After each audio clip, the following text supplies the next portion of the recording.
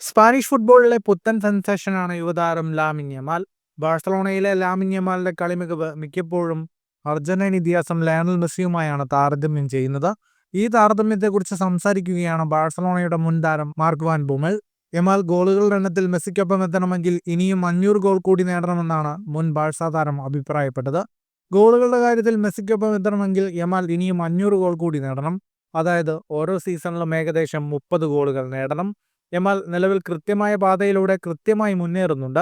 മറ്റുള്ള താരങ്ങളിൽ നിന്നും വേറിട്ട് നിൽക്കുന്ന ഒരു കളിക്കാരനും നിലവിൽ ഫുട്ബോളിൽ ഉണ്ടെന്ന് താൻ കരുതുന്നില്ലെന്നും വാൻ ബുമ്മൽ പറഞ്ഞു.